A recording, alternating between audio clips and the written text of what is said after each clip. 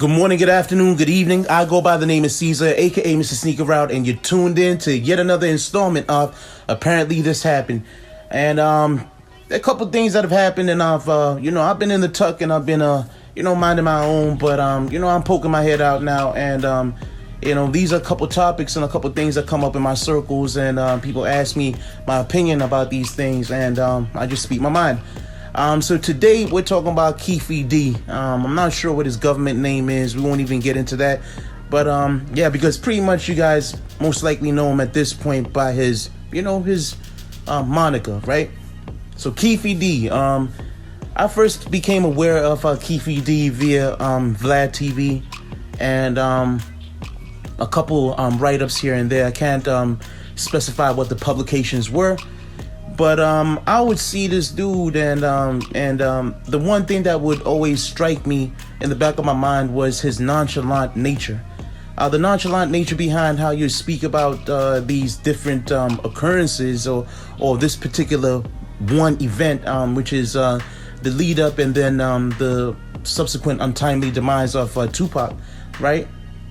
And the way and the graphic nature behind how he would describe the scene, the way he described the gestures, which I will not repeat because it's a little bit disrespectful with the way he would refer to how Tupac's body was gesturing or the movements his body was making when the bullets were striking his body and all that.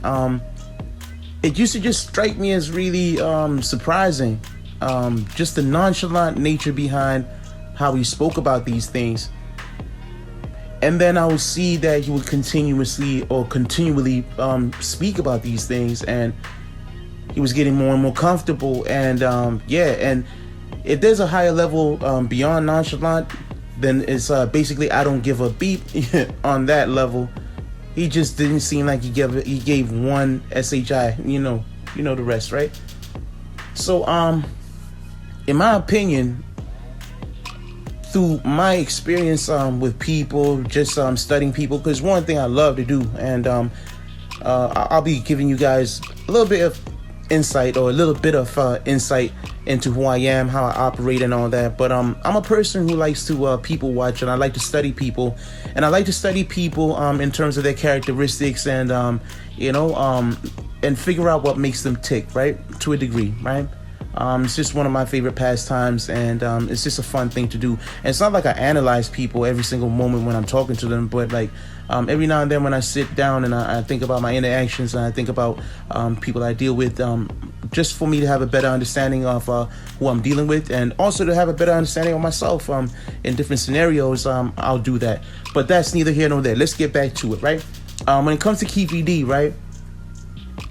In my opinion, a person who will speak about a situation so nonchalantly, it could be one of two things, right? On one side, a person might be seriously consumed with guilt. The guilt might be gnawing at every portion of his consciousness to a point where basic living is a little bit of a struggle. And knowing that he's walking as a free man, fully knowing his involvement, how grand it was, or how much involved he was or wasn't, or whatever information the authorities had on him that they felt was enough for them to apprehend him. His conscience must have been weighing really heavy on his conscience to a point where his knees were buckling, metaphorically speaking, right?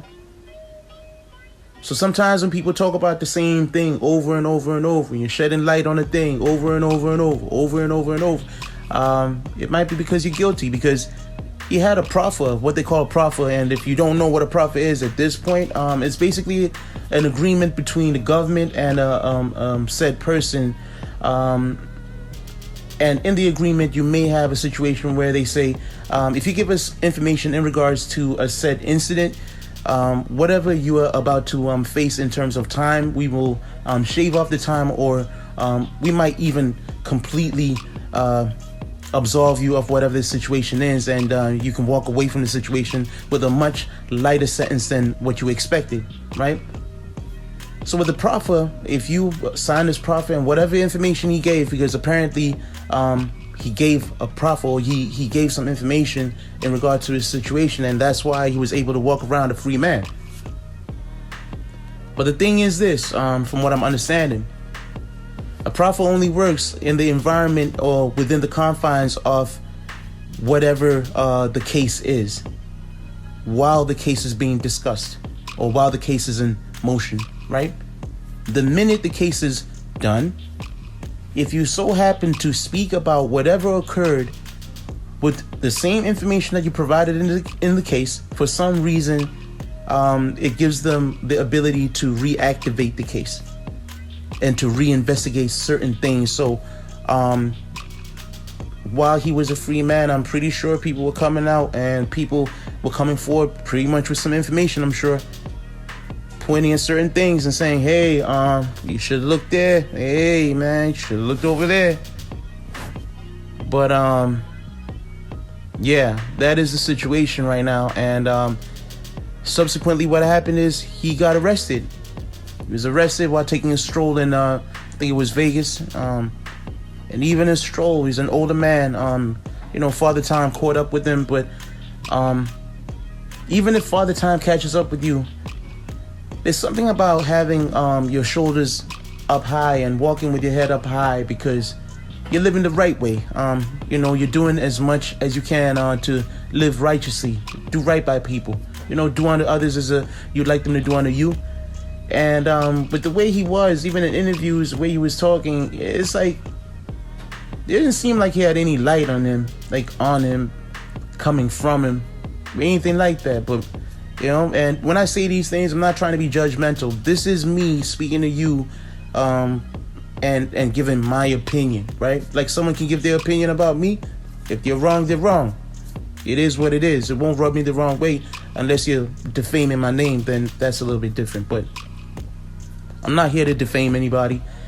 I'm just saying, at the end of the day, after about 27 odd years, it seems like Tupac will get some justice.